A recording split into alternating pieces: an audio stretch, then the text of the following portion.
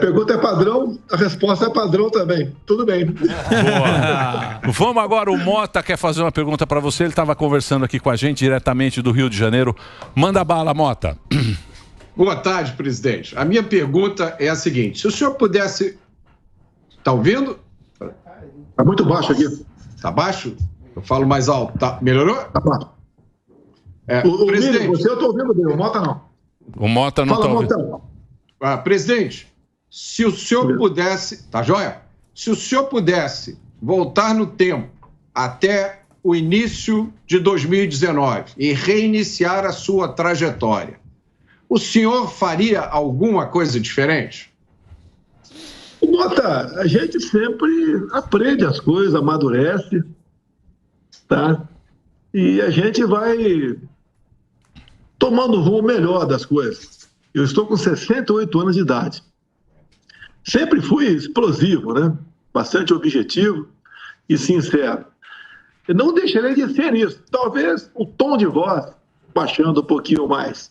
Agora, eu enfrentei um problema sério, Mota, que pouco se fala. Formar ministério. Eu consegui botar quem eu queria, mas uma dificuldade enorme, não por parte dos convidados, mas por parte de pressões aqui em Brasília. Você pode ver, quando você pega o Porto de Santos, coisa simples, eu peguei com prejuízo de 500 milhões de reais, entreguei com lucro de 530 milhões.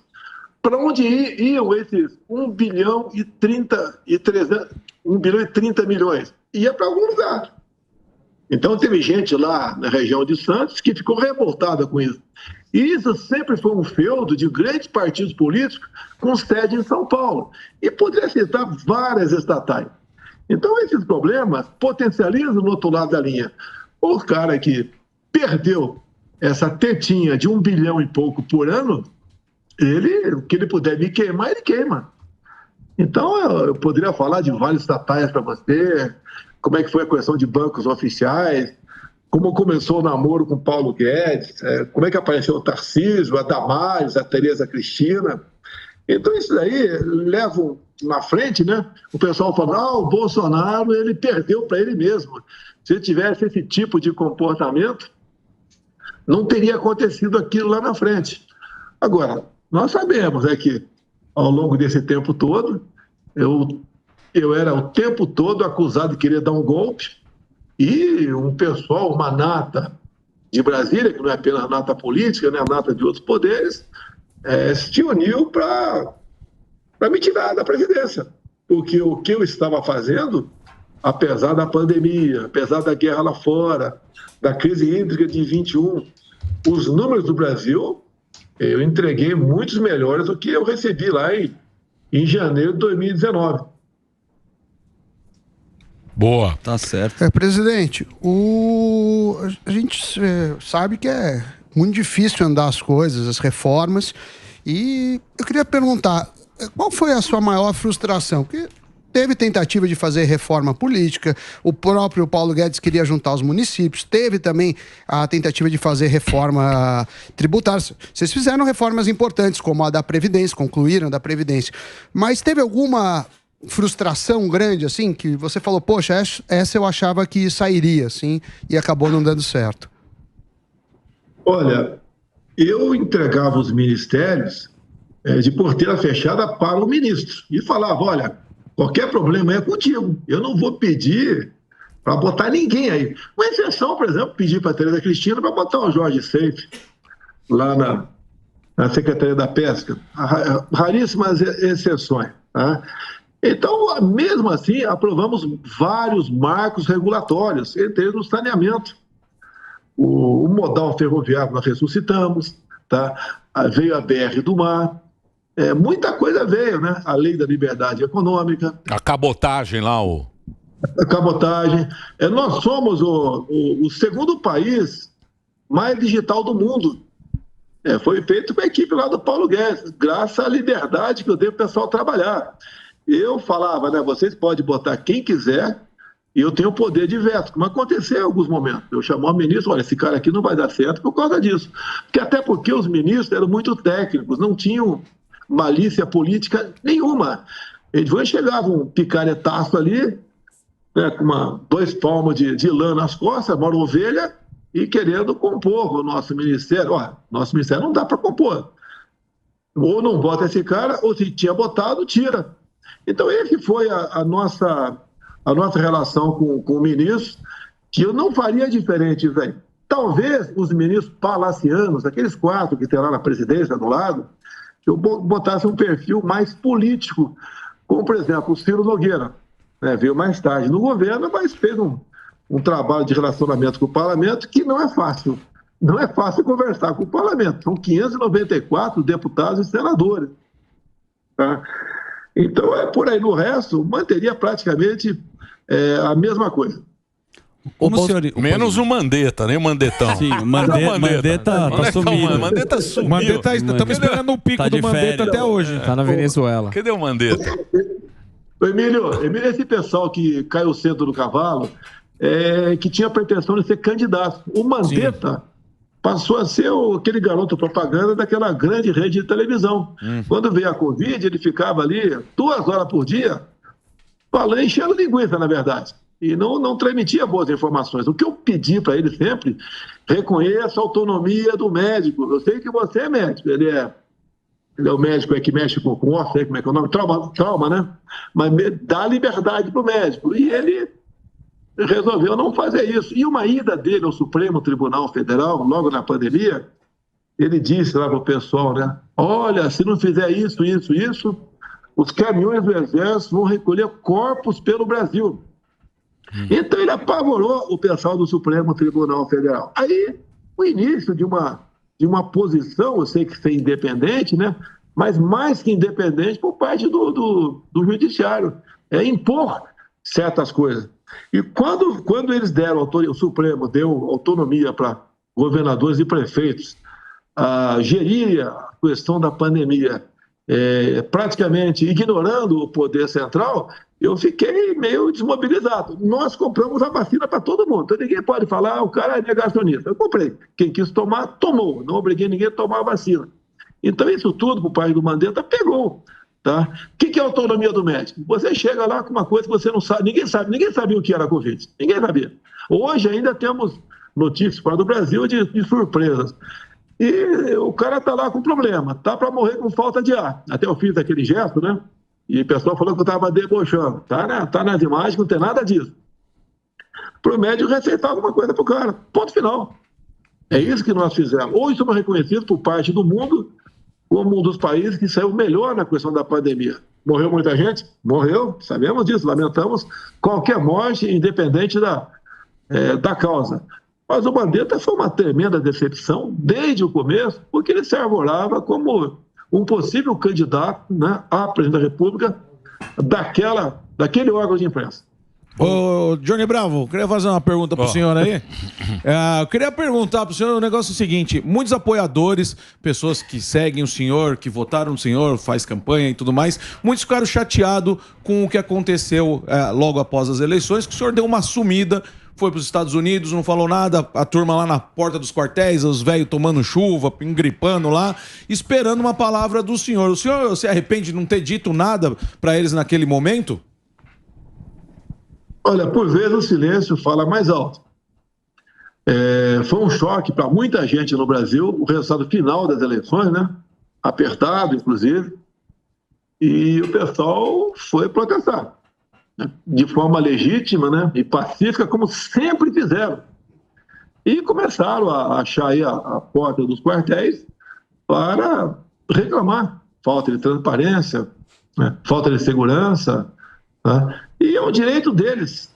Você pode protestar de forma pacífica onde for possível, né? De acordo com as leis, e eles fizeram isso aí. Eu me recolhi. Nós fizemos a transição abrindo todas as portas da esplanada para o pessoal da esquerda. Ninguém da esquerda reclamou, fui em tal ministério, não tinha esse ou aquele documento. Algo foi me sonegado. E eu, acho que por 2 vezes apenas, ou 3, eu falei.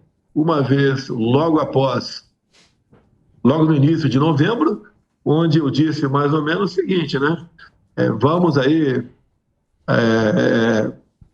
entender o que está acontecendo, não vamos fazer nada do que a esquerda sempre fez, tocante à depredação de patrimônio, etc. Parece que estava adivinhando que algo pudesse acontecer. Sim. Mas esse recado não era para o meu pessoal, não é para o meu pessoal, para o meu pessoal, aquele pessoal que está comigo, sempre agiu dessa maneira. Ele não tem que dar conselho, né, para ninguém no tocante a isso daí.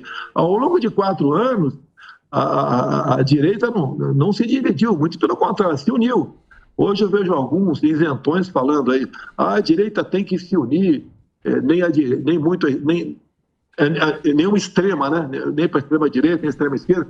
Não tem isso. A direita está unida e mais do que isso, a direita tem conhecimento o que aconteceu ao longo dos 4 anos e aprendeu muita coisa. E a direita não errou.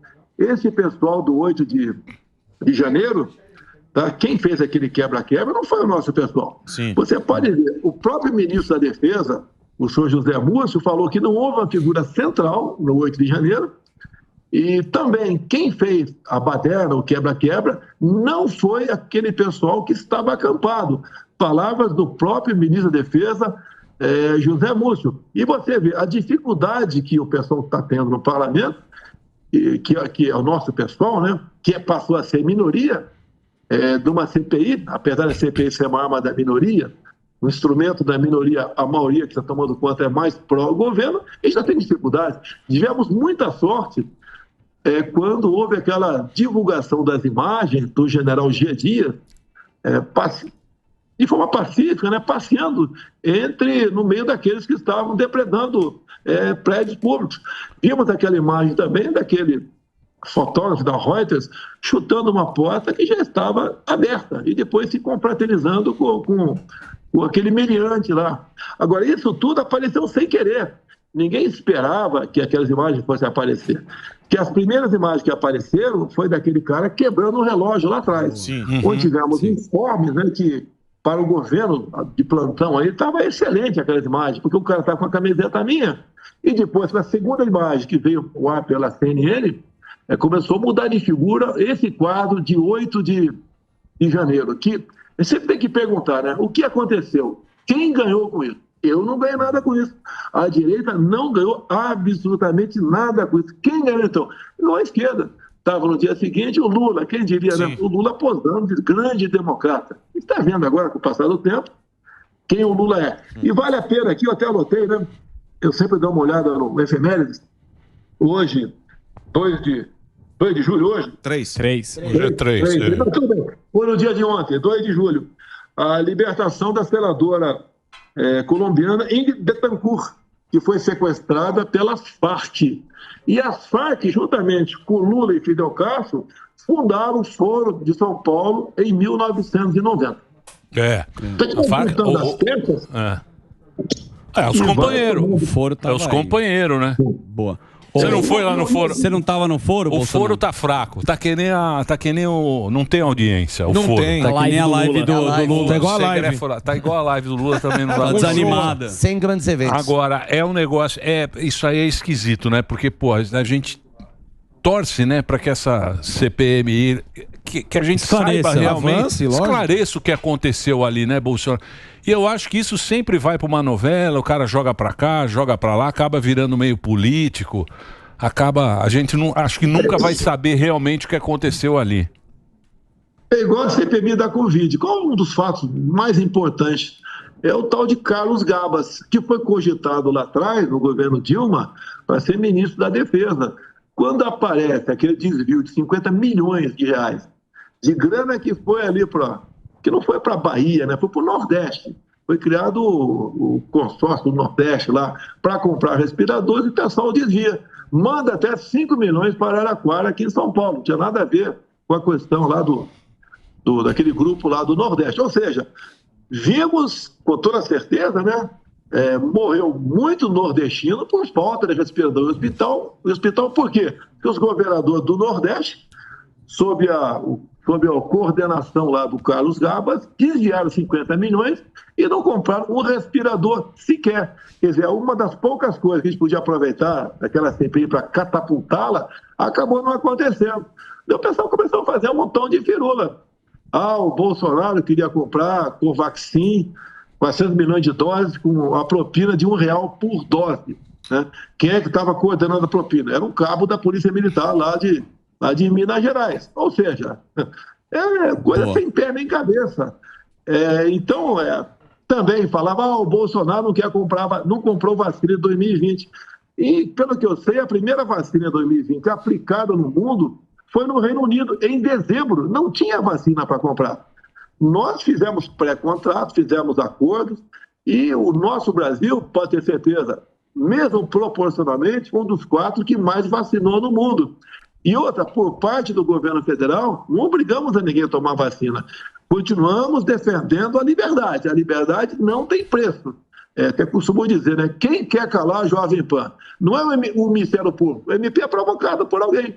Igual, não sei se foi divulgado na imprensa, igual há 2 semanas, foi o Conselho Tutelar da minha casa, onde eu moro aqui, atrás da minha filha de 12 anos, né? Por que ela não tomou vacina? A mãe dela, acertadamente, estava em casa, mas deu uma invasiva e mandou me procurar aqui na sede do PL. Botei para conversar com os meus advogados. Ou seja, foi uma deputada do PSOL que provocou aqui o Ministério Público do DF e o Conselho Tutelar foi na minha casa. E a gente não vai falar de vacina, quando se fala de vacina, ele é negacionista. Quando se fala em urna eletrônica, ele é antidemocrata, né? Se você fala, por exemplo, daquele PL da censura na Câmara, também. Você é a favor da balbúrdia, você é a favor de que matem crianças em sala de aula. O Brasil está um pouco de cabeça para baixo no tocante a isso. Eu podia estar calado agora, né? Porque agora, com todo respeito, nem mané eu sou, né? Porque eu perdi direitos políticos. Sim. Vocês, mané aí, da Jovem Pan, pode votar. Desculpa a maneira de falar com vocês, tá? Mas você pode até votar. Eu nem mané sou. Boa. Eu não posso votar por um julgamento completamente sem pé nem cabeça, que se for possível, a gente conversa sobre ele. Boa. Chegou o momento, Bolsonaro, de você abrir o seu coração, tanto tempo que você dá entrevista aqui, e aí você citou que você tem a bala de prata. Porém, você não vai dar a bala de prata para o resto da imprensa. Você vai abrir agora o seu coração e falar qual seria esta bala de prata. Seria a Michele Bolsonaro com a Tereza Cristina? Seria o Zema ou o Tarcísio? Porque você falou que é o JB, que é o Johnny Bravo. Você continua aí, mas a turma quer saber para onde a banda vai tocar de Jair Messias Bolsonaro. Que turma, hein, Bolsonaro? Que turma que você inventou, hein? Que turma que você inventou. Hã? Que turma. E aí, Bolsonelson? Olha, a cantada não foi o suficiente para eu te responder, tá? Tá faltando um pouco de saliva aí. Eu vou fazer com mais melzinho. Não é justo aí, eu tô na UTI, eu não morri ainda. Alguém já querer dividir o meu espólio, tá certo? Agora, o que eu vejo aqui, nomes nacional, né?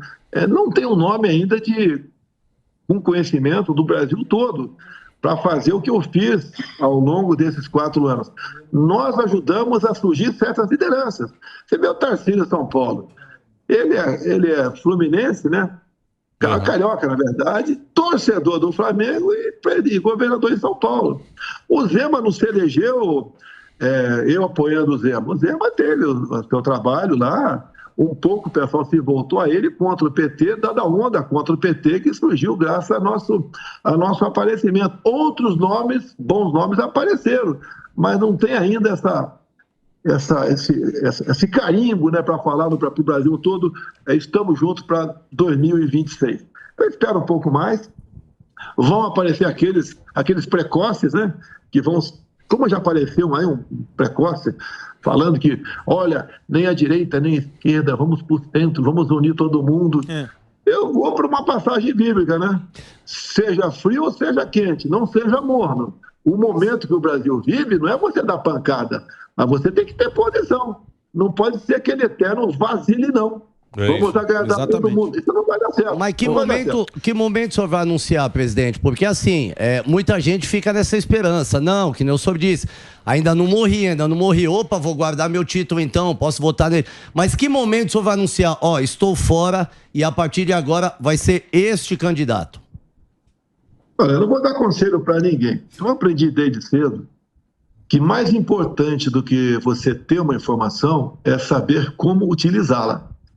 Acontece muito no meio político aqui. O deputado ouve uma historinha no canto, vai lá para um lugar qualquer e liga para a imprensa. Vai acontecer. Isso não é salutar. Essa questão é muito grave.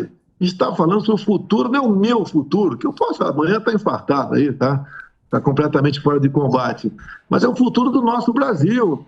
O que eu conheci muito cedo que é a luta armada.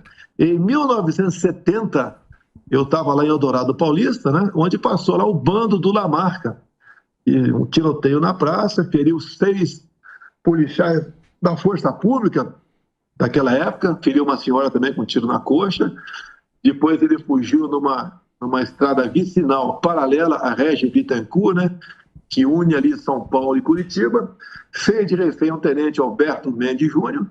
2 seguidos depois, matou a coronhada, esse tenente, e depois ele fugiu e foi morto lá na Bahia. Então, eu conheci muito cedo o que é o Exército Brasileiro naquela época, o que é a luta armada, o que eles se propunham. Eu lembro na cidade, né, de vez em quando chegava gente do vilarejo, né, do bairro chamado Barra do Braço, porque a fazenda Palmital era naquela região e pertenceu ao distrito de Eldorado. E lá eles comentavam na época, olha, o Lamarca, um cara tão bom, ele pagava R$200 a galinha pra gente. Eu estou atualizando o preço. Tá? Então esse é o tipo de trabalho que eles faziam. Mas como ele chegou lá? Né? Quem era o Lamarca? Contra o que ele lutava? O que ele queria impor no Brasil? Como é que pode alguém saído da Academia das Agulhas Negras ter esse tipo de comportamento? Então ali eu fui conhecendo o que é o Exército Brasileiro. Depois eu prestei concurso para preparatório de cadetes do Exército. Quando cheguei em Campinas, eu vi que tinha prestado o concurso para o local errado, né, porque já tinha o 2º grau, o científico. Daí, no final daquele ano, prestei concurso para a academia em Resende, fui aprovado, um concurso nacional para 38 vagas. Fui aprovado, depois fui servir no Rio, e depois a grande experiência da minha vida. Como 2º tenente do Exército, eu fui servir em Nhoaque, Mato Grosso do Sul, é tida como uma unidade de fronteira. E naquele tempo, quem ia para a fronteira é quem estava devendo alguma coisa.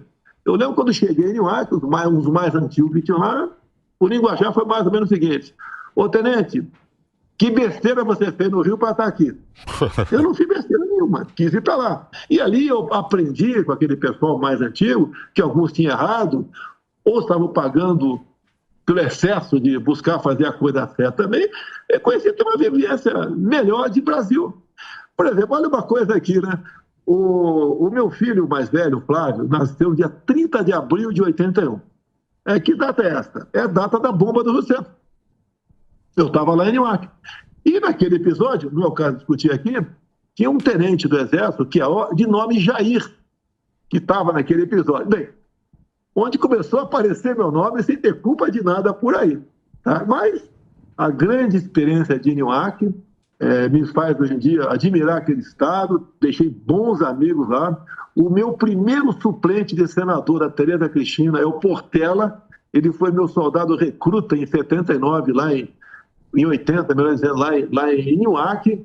E lá aprendi muita coisa, até como não plantar arroz, né? Que eu plantei 60 hectares de arroz com mais 2 colegas lá e trabalhamos muito para perder pouco. Muito bem. Deixa só o Mota. O Mota está lá. Pode fazer sua pergunta, Mota. Presidente, o senhor foi o primeiro presidente que eu me lembre a falar de liberdade. O primeiro a dizer que o governo deve se preocupar com o cidadão de bem antes de se preocupar com o criminoso. O primeiro a defender um Estado menor com menos imposto e o primeiro presidente a defender o direito de autodefesa armada, que sempre foi um assunto tabu. O senhor acredita que essas ideias vão continuar a ser defendidas pelos parlamentares de direita? Vão continuar assim, Mota, eu tenho certeza disso. Não vou falar dos 99 do PL, mas um outro tanto, né, que se elegeu também ao nosso lado. Tá? Mas a grande maioria está com isso guardado em si. Você vê, há poucos dias o Supremo Tribunal Federal derrubou todos os nossos decretos sobre arma, dizendo que arma causa mais morte e mais violência. Se você pegar o número de mortes no ano 2018 e comparar com o número de mortes por arma de fogo em 2022, quase 30% a menos o número de mortes no Brasil. Então é sinal que a arma, com pessoa de bem, evita a morte. Alguns falavam que morte em domicílio ia aumentar, né? O marido querendo matar a mulher. Geralmente, né, nesses crimes passionais, o marido não usa arma de fogo para não chamar a atenção de ninguém, usa outros instrumentos. Bem, a arma está aí. A arma ajudou a gente pacificar o campo. Com a ajuda do parlamento, aquele cidadão que morava num sítio, numa fazenda, ele podia usar sua arma só dentro de casa, né? Era posse de arma de fogo. Nós conseguimos dar a posse de arma de fogo em todo o perímetro da sua propriedade. Então, lá o fazendeiro, a senhora sitiante, podia montar seu cavalo, subir numa moto, numa bicicleta, a pé ou num carro e percorrer todo o perímetro da sua fazenda armado. Isso inibiu a violência no campo. É só ver os números. Foi lá para baixo. O campo vibrou com a gente. Não por causa disso apenas. É que nós realmente entendemos que o nosso trabalho como presidente da República aqui era não atrapalhar quem queria produzir, como lá atrás, com a lei da liberdade econômica. Eu acho que vale a pena falar, porque pouca gente sabe o que é a lei da liberdade econômica. Por exemplo simples, um cara queria vender um cachorro-quente na praça. Uma senhora queria, por exemplo, abrir um salão de beleza. Um homem queria abrir uma oficina mecânica. E entrava por pedido de alvará e demorava meses, anos para sair isso aí. A nossa lei, se em 30 dias a prefeitura não se manifestasse, ele podia abrir seu negócio. Então isso tudo foi uma coisa que nos ajudaram muito por ocasião da pandemia. Ninguém esperava em 2020, né? Final de 2020, que foi o primeiro caso, 2019, na verdade, depois de 2020, quando começou a aparecer a pandemia, o estrago que alguns governadores fez em seu estado. Aquela política, fica em casa, a economia te vê depois. Eu apanhei muito dizendo que as pessoas saudáveis tinham que trabalhar. Os idosos com comorbidades tinham que se cuidar. E apanhei muito por causa disso. Se não é a gente criar o auxílio emergencial, o Brasil teríamos uma guerra civil, uma catástrofe do Brasil. Porque nós descobrimos, Mota, que tínhamos 38 milhões de pessoas que eram informais, que trabalhavam durante o dia, muitos desses, para comer à noite. E quando foram obrigados a ficar em casa, em poucos dias ou semanas, eles iriam para as ruas, teríamos saque de supermercado, teríamos uma baderna no Brasil. Criamos o auxílio emergencial. E olha só, né, bastidores. Chegou o espírito de porco para mim, podia até estar bem intencionado, jamais vou falar o nome dele, e falou, vamos mandar o dinheiro para os prefeitos distribuir para o povo. Imagina como seria essa festa, por parte de alguns prefeitos, não de todos, obviamente. E criamos ali o auxílio emergencial, já tinha o Pix lá em forma, lá no Banco Central, já existia o projeto do Pix, lá na frente criamos o Pix. Hoje em dia, salvamos a economia do Brasil com auxílio emergencial e o Pix foi uma grande criação que inseriu no mercado praticamente todo mundo. Hoje em dia, o que mais se fala é Pix, por aí. Quem nunca tinha entrado num banco, algumas dezenas de milhões de pessoas, fizeram abrir sua conta e passaram a operar com essa nossa máquina de mexer com a economia, que alguns países do mundo querem esse Pix para lá. Eu não sou agora, eu que estou tratando desse assunto, obviamente, né? Mas se querem é porque a questão é boa. E olha só, agora vamos lá. Durante o debate eu falei lá atrás que o outro lado ia taxar o Pix. O Pix hoje, a última informação que eu tive, né, é de alguns meses atrás, movimenta R$1 trilhão por mês. Imagine quanto esse governo agora quer nesse novo imposto digital, que é uma CPMF camuflada, quer meter a mão no bolso do povo e vai meter na mão, no bolso, inclusive, daquele pobre coitado que vende água no sinal de trânsito. Bolsonaro. Companheirada, né, Bolsonaro? A companheirada. Companheirada gosta do emprego bom, carreta furacão. Vai ter que pagar, Bolsonaro. Você também vai ter que pagar esse imposto aí, ó. É breakzinho só para rede. Aliás, uma grande audiência. Sim. Deixa eu só fazer um break rapidinho para nossa rede de rádio. Estamos conversando aqui com o Jair Messias Bolsonaro no @Jair Messias Bolsonaro no Instagram dele, ex-presidente Bolsonaro nas redes conversando com a gente. Vai lá, Reginaldinho. Ô, Bolsonaro. Pois não, professor. Hoje você publicou um artigo que no Twitter que a Dilma convidou embaixadores estrangeiros para um evento em seu apoio. Está publicado, a revista Oeste já também replicou. E tem um projeto de vários deputados, se eu não me engano são 65 ao todo, querendo anistia. Eu pergunto, você acha que tem chance de reverter essa situação? E emendo se você tem medo de ser preso em algum outro tipo de processo. Começando pelo final, preso por quê? Só se for na parte da arbitrariedade. Sim. O que não é novidade aqui no Brasil. Nós temos umas 300 pessoas presas no momento. Eu tenho 3 pessoas ligadas diretamente à minha empresa. É o Coronel Cid, é o Capitão Cordeiro e o Sargento Max. Não cabe prisão preventiva para esse. Tanto é que na época da prisão lá desses 3 auxiliares meus, o Ministério Público foi contrário à prisão. E agora, semana retrasada, o MP foi favorável à liberdade dele. E o Alexandre Moraes, de forma como ele decide tudo lá, resolveu não, vai ficar mais um tempo de molho aí, porque, segundo o despacho lá, eles poderiam combinar com depoimento. Então, a arbitrariedade não nos falta.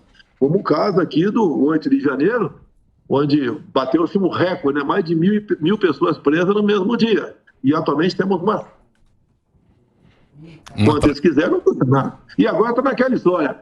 Vamos pegar os financiadores do ato. Oh, meu Deus do céu, que financiador?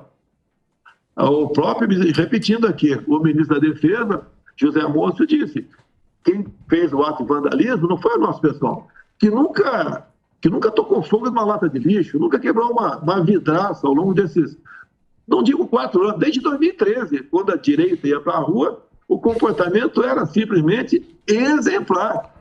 Exemplar. Tanto é que os Black Rock lá acabaram até se infiltrando, e com o tempo eles ficaram de fora desse movimento, que viu que não tinha espaço para eles. Tá? Então você perguntou questão de prisão. Prisão por quê? Quem queria dar um golpe? Que golpe é esse? Num domingo, meu Deus do céu. Um golpe tem um objetivo, tem conspiração, tem a sociedade envolvida, tem Forças Armadas, tem tudo envolvido. O que tinha envolvido nesse 8 de janeiro? Nada. E aquela velha pergunta, né? Quem ganhou e quem perdeu com isso? Perdeu a nossa direita. Mas graças ao conhecimento deles, tá? Se mantendo unidos, se informando, nós fomos ganhando força. Tive há poucas semanas, encontrei com um homem lá no meu condomínio, de uns 40 anos de idade, e falou que estava cuidando dos filhos sozinho. Eu perguntei, ficou viúvo? Não, minha esposa está presa desde 9 de janeiro. E assim tem vovôs, tio, chefe de família. Aí se fala em democracia no Brasil, pelo amor de Deus. Pelo amor de Deus. Não é democracia nem aqui, nem na China, né? Na China. Mas tudo bem, vai enfrentando esses problemas, serve isso tudo como uma vacina, né? Para todos nós, porque quem está em jogo não sou eu, não são vocês aí da Jovem Pan que estão me entrevistando agora. É o futuro do nosso país. E tem certas coisas que depois que você ultrapassa aquela linha, você não volta mais. O Lula agora, ele bate no peito, né? Tenho muito orgulho de ser comunista. Tá? Nós sempre, historicamente, combatemos a família, os valores. Faltou ele falar a propriedade privada, que é uma grande verdade, que ele nunca teve qualquer amor ou respeito com a propriedade privada. Essa minha passagem nos Estados Unidos, o que serviu? Primeiro que eu não conhecia com profundidade um país como aquele, né? 3 meses conhecendo aquele país. Cheguei lá em janeiro, conversei com um montão de gente, tá? E até com banqueiros, né? Um brasileiro lá, me dizendo, nunca vi tanto dinheiro vindo do Brasil para cá. Nunca o mercado imobiliário esteve tão aquecido aqui na Flórida como depois do segundo turno das eleições do ano passado. O povo está com medo. E as ditaduras, né? A ditadura light agora, aquela democrática que a gente viu aí, algumas pessoas discutindo sem o devido respeito e profundidade, começa assim. Quando vê, você está amarrado, você não consegue fugir mais dela. E o Brasil, infelizmente, está nesse caminho. Os números da economia, ainda os poucos bons no momento, é do reflexo do nosso governo do ano passado. Entregamos um Brasil com superávit.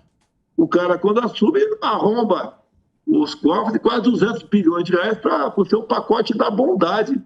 Eu tive há poucos dias uma pessoa aí, estava embarcando em São Paulo para cá, ele já tinha conversado comigo, não me lembrava, representa os brinquedos do Brasil. Ele falou, nós já fechamos 8 mil vagas no Brasil só de brinquedo. E assim está caminhando o Brasil ladeira abaixo. O próprio dados do CAGED, né, que é aquele emprego e desemprego no Brasil, o último divulgado foi 44% menor do que o mesmo período do ano passado. Ou seja, o pessoal puxa o freio de mão e não investe mais. Propina, já se ouviu falar propina aqui na Esplanada, não se ouvia falar isso aqui. Olha o perfil dos atuais ministros. Olha o perfil dos meus ministros. A diferença enorme que existe entre eles. Turma não quero ruim. chamar todo mundo de propineiro, picanheiro, não, tá? Mas, de muitos, a conversa é só na base de o que tem pra gente aí. A turma é ruim. O melhor é o Jaiminho. Mauro Jaiminho é o craque. Mauro Shampoo. O Mauro Shampoo. É o craque do pior time do mundo. O craque do Ibis, né? Sim, Mauro Shampoo. O Mauro Shampoo é o craque. O craque é o Jaiminho. Pra você ver. Ô Bolsonaro, a questão que a gente estava falando aqui, você estava falando que foi chamado de antidemocrático, tudo mais, a gente sabe os adjetivos pela esquerda, mas o fato é que a propaganda deles acabam pegando. Como é que fazer algo contra esse tipo de propaganda, que o senhor é antidemocrático, já foi nazista, homofóbico, misógino, para também os outros, os futuros apoiadores seus, esse rótulo, ele vai colar? Como faz para desfazer essa propaganda? Porque aí o senhor fica tão perigoso que aí é melhor você ser tirado do jogo, porque assim fica melhor para a democracia. Olha, se você pegar a minha votação, essa você pode acreditar, eu tive 58 milhões de votos. Essa votação aí é cristalina nossa. A gente vai cada vez mais mostrando para alguns da esquerda, né, para o povo da esquerda, quem nós somos, o que nós queremos. Eu lembro de uma reunião em São Paulo, por ocasião das eleições, né? Era uma nata do empresariado.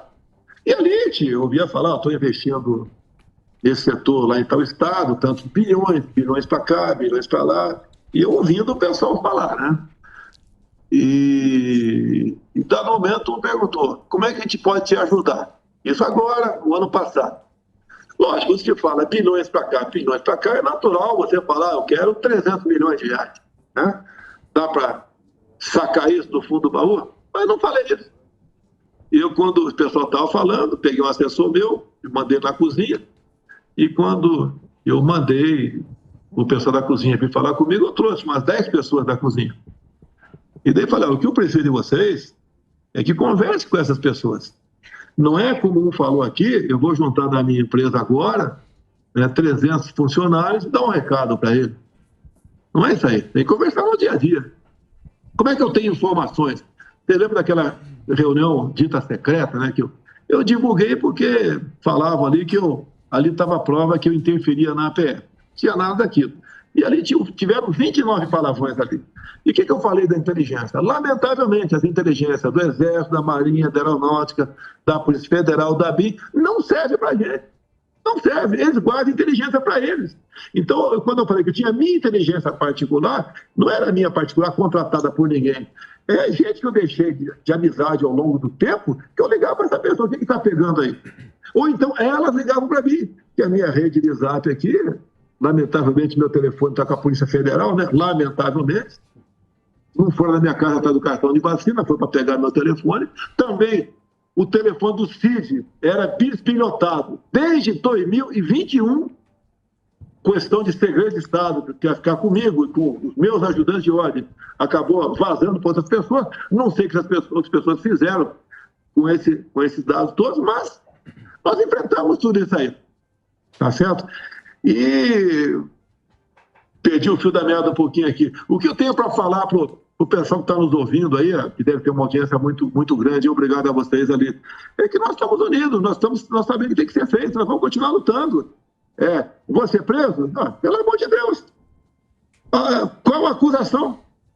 Qual a acusação? Você pode ver, esse ato de 8 de janeiro, em 2016, nós tentamos aí criminalizar a invasão de prédios públicos e privados, e também bens públicos e privados, como se ato terrorista fosse. Nós aprovamos, a senhora Dilma vetou e o veto foi mantido. Se isso tivesse sido lei lá atrás, esse pessoal que invadiu estaria, sim, enquadrado como terrorismo. Não estão agora. E quiseram, no começo, chamá-los de terrorista. Como alguns da imprensa ainda diminuiu bastante, chama esse pessoal de terrorista. São baderneiros, são arruaceiros, são até marginais, que devem ser punidos pela depredação de patrimônio, invasão, etc. Mas nunca chamá-los de terroristas. Nós não somos, nossa ainda não é essa. E desde o começo, peguei aqui, eu sou acusado de querer dar um golpe. Repetindo, acho que não concluí o raciocínio da vez anterior. Um golpe num domingo, né, com cadeiras vazias, sem conspirar com ninguém. E o Lula, prosado e democrata, com esse tipo de amizade que ele tem, que não é de agora, é desde lá de trás,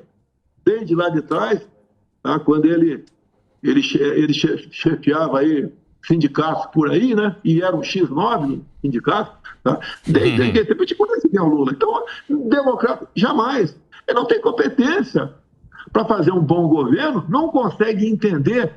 Se falar para ele curva de Laffer, né? Eu sei que ninguém tem obrigação de saber o que é isso, a não ser economista. Mas se explicar um pouquinho, ele não vai entender. Ele não vai entender que curva de Laffer é quando você aumenta tanto imposto, como quer fazer agora, o governo, imposto seletivo. A você que está em casa aí, você é dona de casa, né?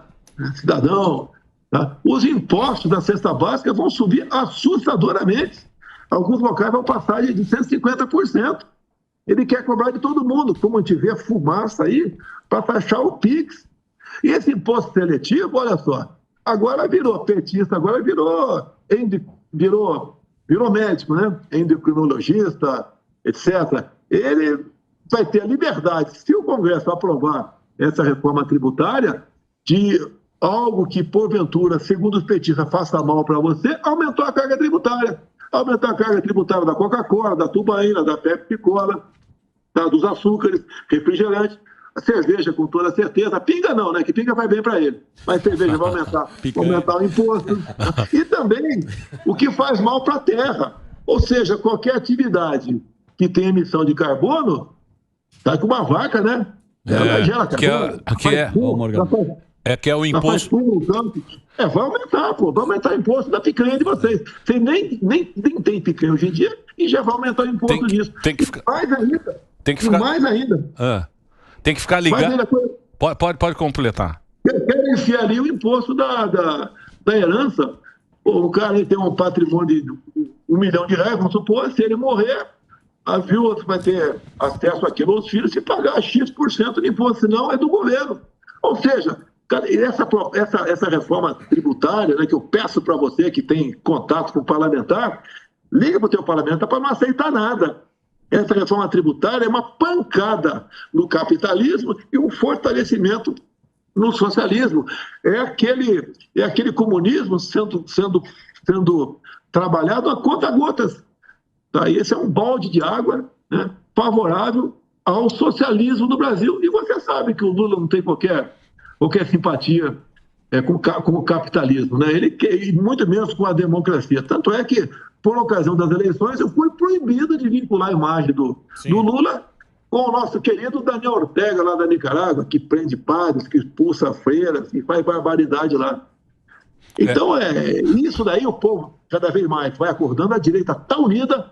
Quem aparecer falando que vamos unir a direita, pessoal, afasta esse cara. Esse cara é um isentão, é um vaselinão e está afim de ter um ganho político em cima de vocês, nada mais além disso.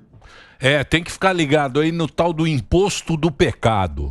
Esse é que é o... Porque o imposto verde. Não, esse é o imposto verde. Cuidado com esses nomes, parece ser bom, mas vem na nossa...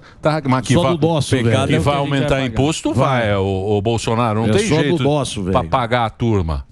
Você viu os companheiros? Você viu, aumentou o trabalhador só com funcionário público. Aumentou. E teve gente que desistiu de pedir emprego. A gente mostrou na última plenária de contínua que o que cresceu foi funcionário público. Funcionário público aumentou aí.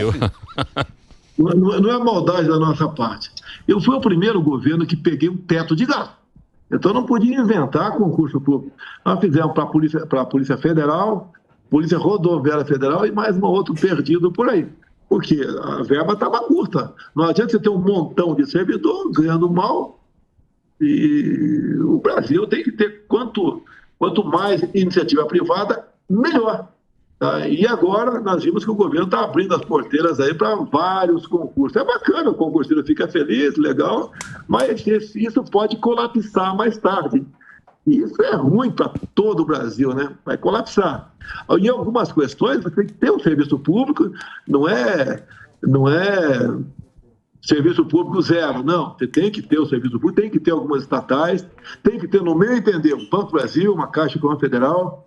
A Casa da Moeda, houve uma tentativa de venda, eu abortei essa questão. Tá?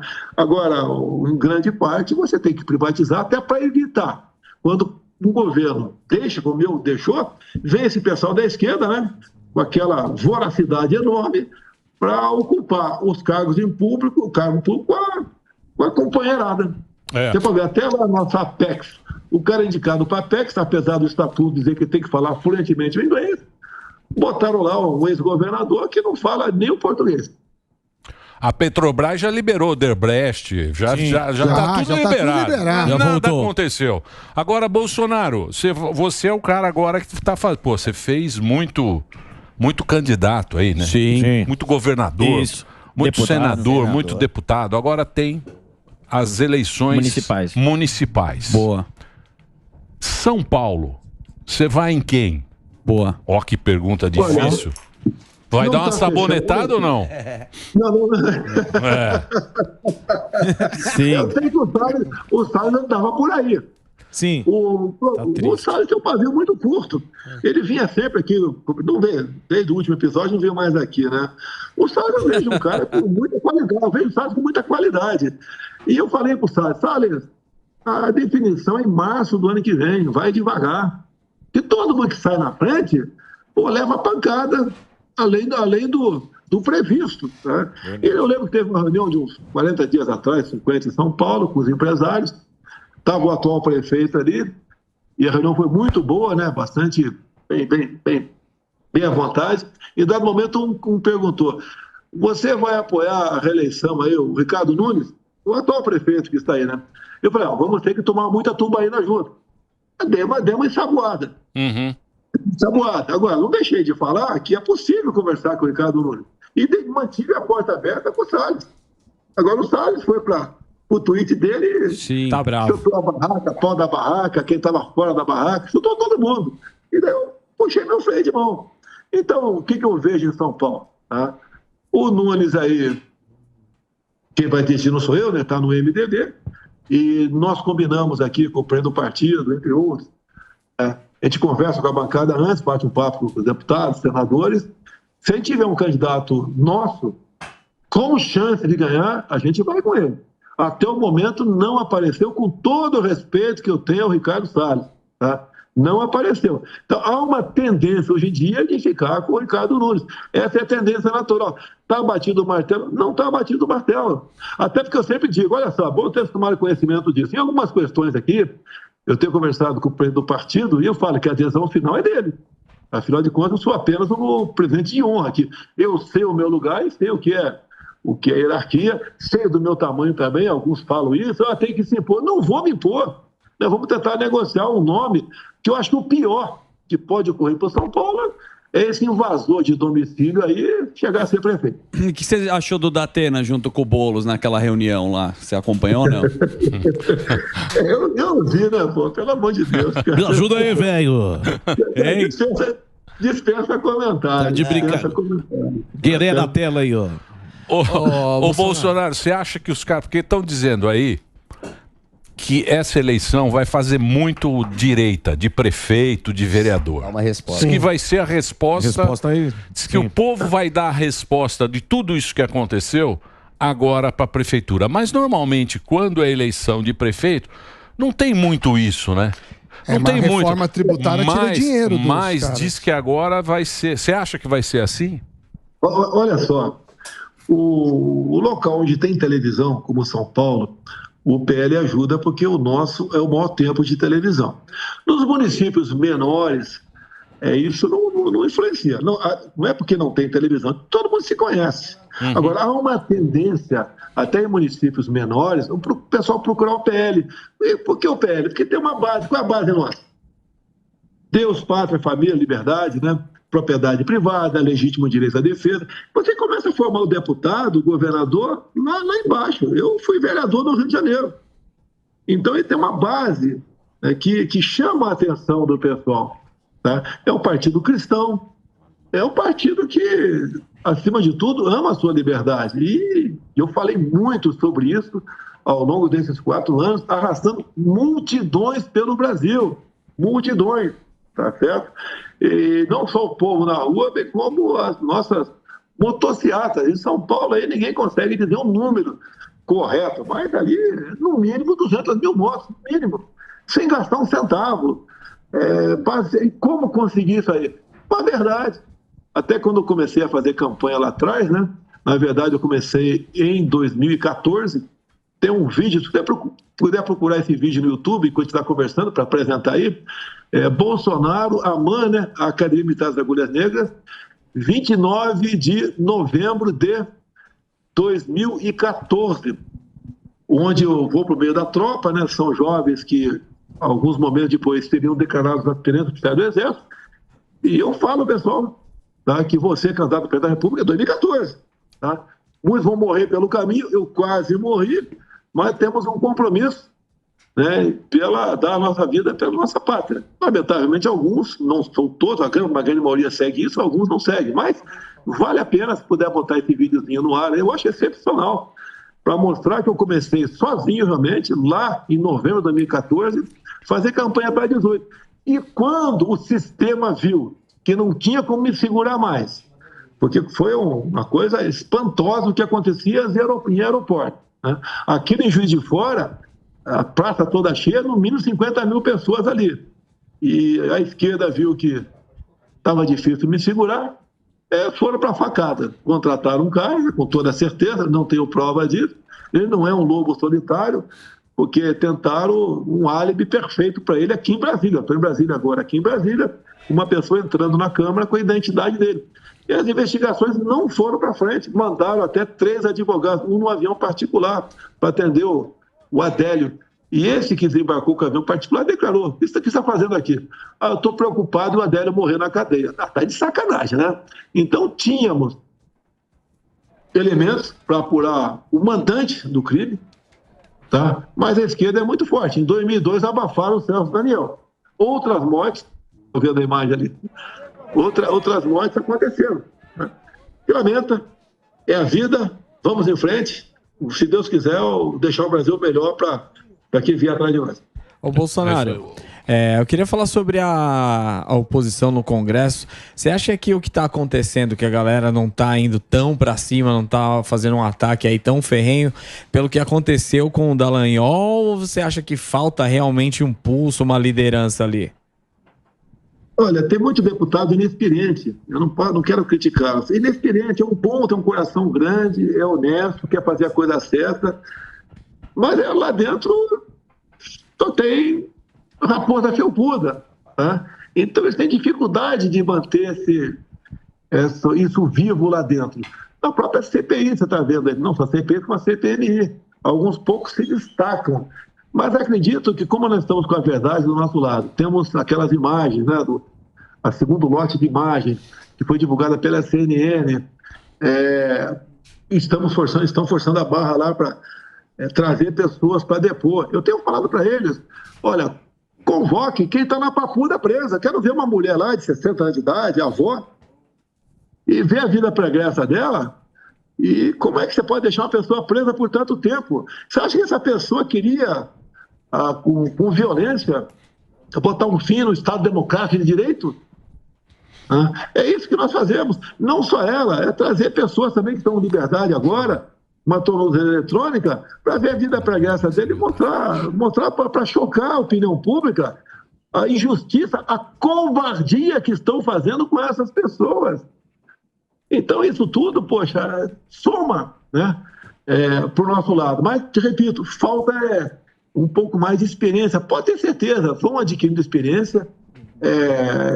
Tudo aqui não fica estático aqui em Brasília. As pessoas vão melhorando na questão de conversar com a população, ter novas ideias e também lutar lá dentro. Quando eu cheguei em 91 na Câmara, eu era sozinho, não tinha mais ninguém, tinha acabado o período militar. Eu levava, batia em mim todo dia, eu retrucava. Tanto é que pegam frase minha, falando palavrão até lá dentro, brigando, etc. Tá vendo como ele é grosso? Mas, pô, o cara não sabe o que o cara fez comigo. Vai dar uma dedada no meu olho, né? E eu tenho que dar uma porrada no cara. E fiz isso sozinho lá dentro. Quantas vezes vocês me viram discursando sozinho? Tem uma foto minha emblemática, até serve para os deputados. Por que eu discursava sozinho? Primeiro que é uma briga para tu falar. Mas quando eu discursava sozinho, eu falava para 10 milhões de pessoas na Voz do Brasil à noite. O nosso pessoal tem que usar a Voz do Brasil. E detalhe, não é só falar que vai. Muitas vezes você fala, no meu tempo, você era boicotado. Eu ia lá na Voz do Brasil, olha, você me botou no ar ontem, vai botar agora. Que o resumo dá em média 20 segundos. E 20 segundos, você dá uma tremenda mensagem para a população brasileira. Ô, Bolsonaro, deixa eu só fazer uma perguntinha agora baseado nisso que você estava falando. E você leu a matéria da vez da Lindora lá, da procuradora? Li a matéria. Parabéns a ela. O Ministério Público está sendo ignorado pelo senhor Alexandre de Moraes. Ele é consultado o MP para cumprir tabela, mas a decisão já está tomada. Como o meu caso, ela foi contra a busca e apreensão atrás de cartão de vacina. Olha, eu sempre disse que não havia tomado a vacina. Nunca neguei isso aí. E outra coisa, no meu depoimento, olha só, eu perguntei para quem está me interrogando lá, né? Vocês estão apurando o cartão aí de São Paulo? Cartão não, é aquela vacina em São Paulo, qual bairro que foi lá, meu Deus do céu? É um bairro em São Paulo? Não estão apurando, mas peraí. Quem me inseriu no sistema em São Paulo foi o e-mail lula@gmail. Por que não estão investigando? Ele está investigando apenas o outro. E outra coisa, a investigação começou com o Wagner Rosário, chefe da CGU, não foi com o PT, não foi por iniciativa própria da Polícia Federal. Tá? Então, você vê que é conduzido, prende as pessoas. No começo, o Cid, que eu já falei que para mim ele é um filho para mim, porque ele é um filho de um colega da minha turma, e esse é o nosso tratamento. E ele foi excepcional comigo lá dentro. O telefone dele era uma caixa de mensagem, tudo que acontecia, querem falar comigo, eu ligo para ele, manda mensagem. O telefone dele era quase um telefone público, e grande parte que está lá dentro, ele nem sabe o que aconteceu. E se ele tivesse mal intencionado, tinha sumido com o telefone. Agora a polícia vai para lá, federal, amando de um ministro do Supremo Tribunal Federal, fazendo aquela tática, né? Expedição com rede, né? Joga a rede. Eu não sei o nome de inglês corretamente. E dali, então, começa a pendurar inquérito em cima de inquérito. E daí é joia, gasto da primeira-dama, eu pagando despesas em dinheiro vivo. O total da despesa nunca chegava a 20 mil por mês. E tem o respectivo saque na minha conta bancária. E daí você vê, joga para a imprensa. Ele usava recurso público, usava o cartão corporativo. O meu cartão corporativo pessoal, que eu podia sacar 17 mil por mês e tomar tubaína, nunca saquei um centavo e nunca paguei uma tapioca na minha vida. Ô, Bolsonaro, você é muito pão duro. A gente viu aí viu aí no todo só tinha a Dirce. Sim, R$32 na Dirce aí o seu cartão. Pedia desconto. Tem que ser igual o Barba e a Janja. Tem que gastar à vontade. Você tem pergunta? Eu tenho uma pergunta aqui, Bolsonaro. A galera agora, depois de toda essa questão aí da inegibilidade, tá falando assim, sem Lula não tem Bolsonaro, sem Bolsonaro não tem Lula. Eu queria saber do senhor se o senhor acha que a esquerda vai fazer, já está fazendo, inclusive com o Zema, que o Zema postou uma frase do Mussolini, a esquerda já está querendo demonizar ele, já que ele é um nome aí que está sendo ventilado talvez para 2026. Você acha que a esquerda precisa de um novo fascista, um genocida novo, assim como fizeram com o senhor, não? Eu não vou dar conselho para o Zema, tá? Eu gosto dele, eu acho que fez uma boa administração, está fazendo uma boa administração lá em Minas Gerais, mas quem queimar a largada agora vai levar tiro de bazuca no lombo o tempo todo. Sim. Qualquer palavra errada, pronto. Uma piada aquele ponte que alguém grave já vai virar um escândalo nacional. Então vai com calma, tem muito tempo ainda. Eu costumo dizer que 26 passa por 24. Então nós confiamos conforme acertado com o Valdemar aqui, o nosso presidente, e estamos com um problema que todo partido político gostaria de tê-lo, né? Nós temos o excesso de candidatos, não só para câmaras municipais, bem como para a prefeitura pelo Brasil todo. E tinha um exemplo, me fugiu da cabeça aqui, de uma prefeitura lá em Rio Grande do Sul, me fugiu o nome do município, onde todos ou todas as candidatas serão mulheres, obviamente. Quando tem cota para homem, né? A prefeita, a vice-prefeita e toda a nominata de vereador serão completados por mulheres. E vejo uma participação muito grande na mulher na política, não por cota, mas por querer participar e achar que tem potencial para isso. Quem me traz essa informação é a dona Michele, que tem rodado o Brasil. Teve há pouco tempo em Cuiabá, depois teve em Ji-Paraná, lá no interior de Rondônia. A senhora, a senhorita, as mulheres são bastante ativas nessa questão política. E eu tenho dito para o nosso pessoal, olha, tendo bons nomes, né, porque vem muita gente ali meio querer costear o alambrado, como dizia o Brizola lá atrás, né? Não vai dar certo. Então, nós estamos trabalhando nesse sentido. Acredito que o público feminino será bastante grande ao nosso lado e o PL crescerá muito em 2022, mas não apenas em qualidade, entendo eu que em quantidade, não só em quantidade, mas também em qualidade também. Já que a gente está falando em prefeitura, a gente falou de São Paulo e o Rio de Janeiro, porque parecia que é o Flávio Bolsonaro e agora parece que até está o Pazuzu, Pazuello. Quem o senhor vai apoiar? O pessoal fala no Pazuello, né, nosso general aí, paraquedista aí, o pessoal fala do Braga Neto também, mas ali, você viu, o Pazuello, ele é um tremendo um gestor, ninguém pode negar isso daí. Ele foi um interventor lá em Roraima, quando era general da ativa, estava na ativa, mostrou realmente um brilhante trabalho que ele fez, um momento difícil do Estado. O Braga Neto foi interventor aí no Rio de Janeiro também, tem uma tremenda de uma bagagem tocante à gestão. O Braga Neto soma ele a questão da segurança pública, ele realmente é interessado e gosta do assunto, não é aquele especialista de ar-condicionado, né? Então tem potencial, tem que saber se eles querem, e se quiserem, o conselho que eu já dei para eles, só fala depois de 24, para não levar tiro a partir de agora. Pianinho, tem que ficar pianinho. O Bolsonaro tá pianinho. Muito bem. Queria agradecer. Claro. Agradecer. Não. Oi? Tudo bem. Quer ficar mais? Não, se você quiser ficar mais. Uma coisa apenas, né? Pois não. Tranquilo.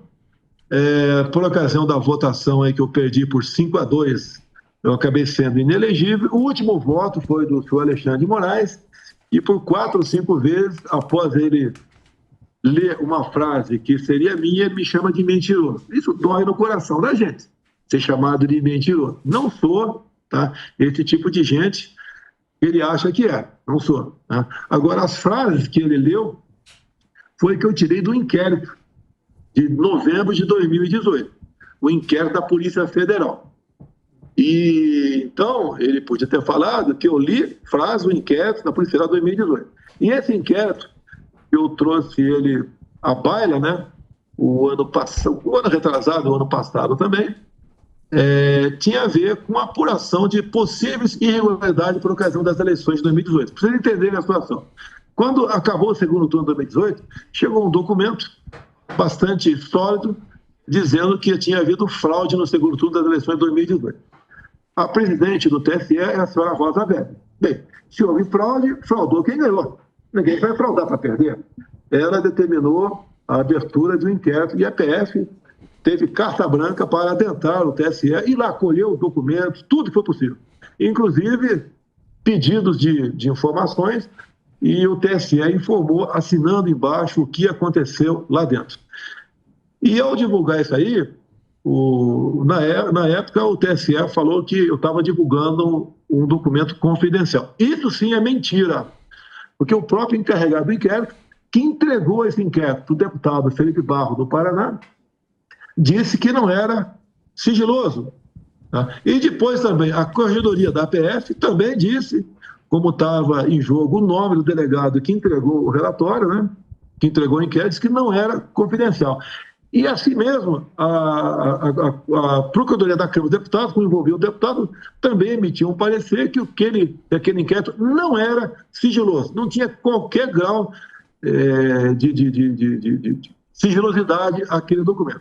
Bem, depois que eu divulguei, daí sim ele passou a ser sigiloso. E é um inquérito que está para apurar possíveis irregularidades, o português mais caro, fraude, em 2018, que está aberto até hoje. Agora, se nada se tem a esconder no TSE, sem querer afrontar ninguém, até porque eu sou carta fora do baralho, eu pediria, não vou pedir para o senhor Alexandre de Moraes, porque não vai me atender, mas ele poderia tirar o sigilo desse inquérito. Eu não revelei nada do que tinha lá dentro agora, até por respeito ao novo sigilo que existe lá dentro. Ao novo não, o novo sigilo, no passado não era sigilo, para que todos vocês da imprensa tomem conhecimento do que está naquele inquérito.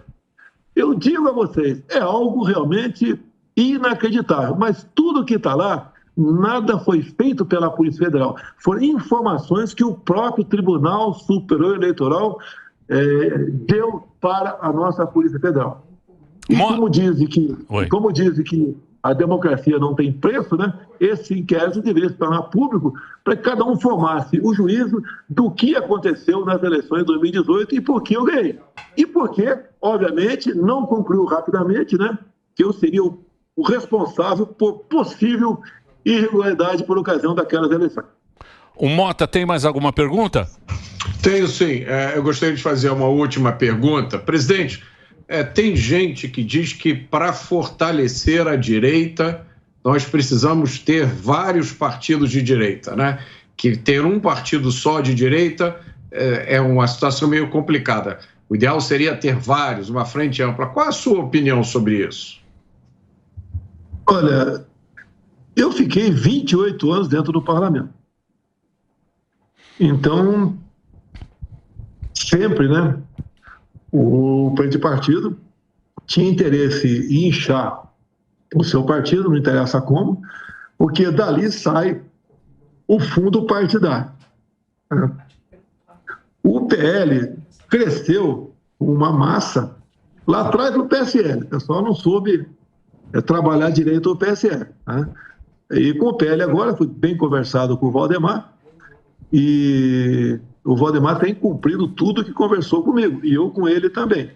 A nossa ideia é fortalecer. Outros partidos, não digo partido no momento, mas tem deputados de outros partidos que pensam exatamente igual a nós, e gostaria de vir para o nosso partido. Não vem porque seria infidelidade partidária, ele poderia perder o seu mandato. Mas esses parlamentares estão pressionando, estão trabalhando dentro do partido, tem partido médio, partido pequeno também, para que tenha essa postura de bandeira, né, que seria o alicerce do partido, como eu disse para você, propriedade privada, legítimo direito à defesa, liberdade religiosa, armamento, livre comércio, é isso aí. Então, é bom aparecer mais, é bom, mas que não apareça certos partidos apenas de gogó. Nós vimos um partido aí que não era tão novo assim, né?